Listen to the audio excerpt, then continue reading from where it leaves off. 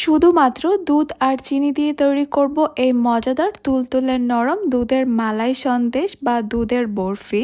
আসসালামু আলাইকুম everyone, welcome to Afsara's mini kitchen.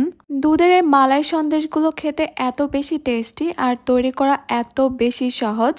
আপনারা যদি একবার বাসায় তৈরি করে খান তাহলে আমার মনে হয় না আপনারা আর কখনো মিষ্টির দোকান থেকে কোনো সন্দেশ বা বরফি কিনে খাবেন।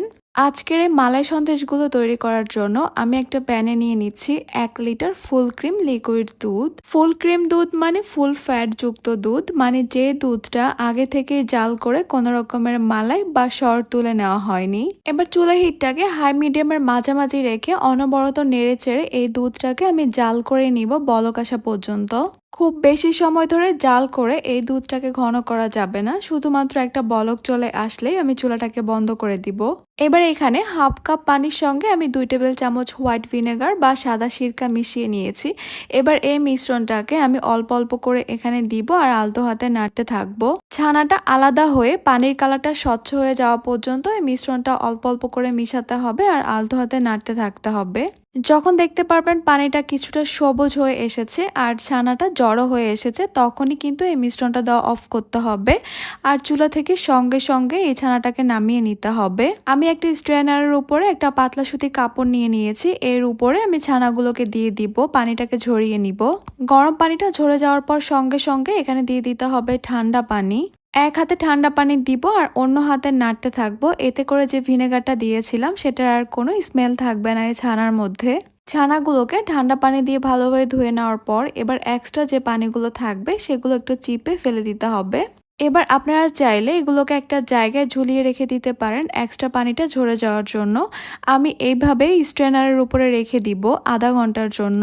আধা ঘন্টার মধ্যে কিন্তু ছানাতে যে পানিটা ছিল সেটা ঝরে গেছে। সফট মালাই সন্দেশ তৈরি করার জন্য কিন্তু ছানাটাকে একটু সময় নিয়ে মথে নিতে হয়। ছানাটা আমি যেভাবে তৈরি করেছি ছানাগুলো কিন্তু অনেক বেশি সফটই হয়েছে, তাই এগুলোকে অনেক বেশি সময় ধরে মথে নিতে হবে না। ছানাটা যখন দেখতে এরকম স্মুথ আর সফট মনে হবে তখনই বুঝতে হবে সন্দেশ তৈরি করার জন্য এগুলো তৈরি হয়ে গেছে। এবার এগুলোকে একটা সাইডে আমি রেখে দিচ্ছি। এবার মালাইটা তৈরি করব, তবে এই মালাইটা আমি ইনস্ট্যান্ট মালাই তৈরি করব, তাই একটা প্যানে নিয়ে নিচ্ছি হাফ কাপ লিকুইড দুধ, সঙ্গেই দিয়ে দিব এখানে আমি হাফ কাপ গুঁড়া দুধ। এবার লিকুইড দুধের সঙ্গে গুঁড়া দুধটাকে আমি একটু ভালোভাবে নেড়ে চেড়ে মিশিয়ে নিচ্ছি যেন গুঁড়া দুধের কোনো লাম্পস না থাকে। আপনারা কিন্তু চাইলে লিকুইড দুধ জাল করেও মালাই তৈরি করতে পারেন, তবে আমি একদমই সহজভাবে আজকে এই সন্দেশ রেসিপিটি শেয়ার করব, তাই এভাবে মালাইটা তৈরি করে নিচ্ছি। দুধটাকে অনেক সময় ধরে জাল করে ঘন করা কিন্তু একটু সময়ের ব্যাপার, আর এটা হচ্ছে একদমই শর্টকাট ওয়ে।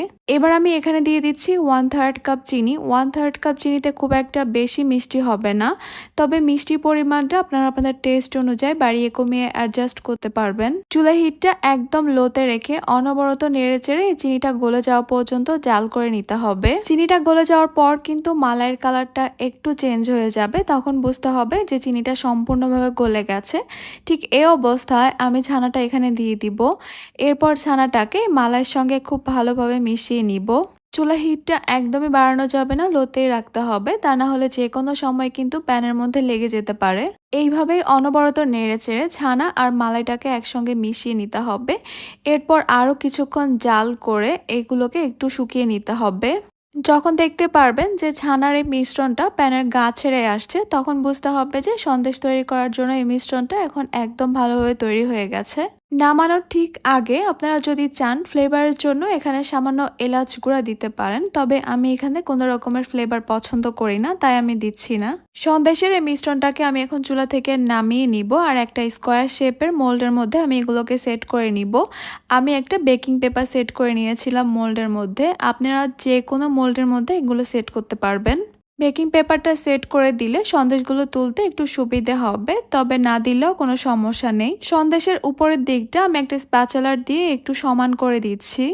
এরপর সম্পূর্ণ ঠান্ডা হওয়ার জন্য এটাকে একটা সাইডে রেখে দিব। ঠান্ডা হয়ে যাওয়ার পর 1 ঘন্টার জন্য আমি নর্মাল ফ্রিজে রেখে দিব, এতে করে এই সন্দেশটা একদম ভালোভাবে সেট হয়ে যাবে।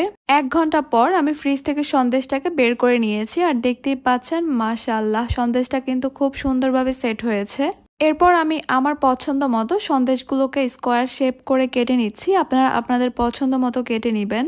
সন্দেশগুলো দেখতে একটু বেশি সুন্দর লাগার জন্য আমি সামান্য স্যাফরন আর পেস্তা বাদাম দিয়ে সাজিয়ে নিচ্ছি। বাস তৈরি হয়ে গেল আমাদের মালাই সন্দেশ। আমি একটা সন্দেশ কেটে আপনাদেরকে একটু দেখিয়ে দিচ্ছি। দেখেই আপনারা হয়তো বুঝে গেছেন এই সন্দেশটা কতটা সফট, কতটা তুলতুলে নরম হয়েছে। মুখে দিলেই কিন্তু এক নিমিষে মিলিয়ে যাবে। তৈরি করা তো একদমই সহজ, তাহলে আর দেরি কেন, আজকেই তৈরি করে ফেলেন এই মজাদার সন্দেশগুলো নিজের পরিবারের জন্য। আশা করছি আমার আজকের রেসিপি আপনাদের কাছে খুবই ভালো লেগেছে আর সহজও লেগেছে। তাহলে আজকে এই পর্যন্তই। সবাই অনেক বেশি ভালো থাকবেন, সুস্থ থাকবেন। আল্লাহ হাফেজ।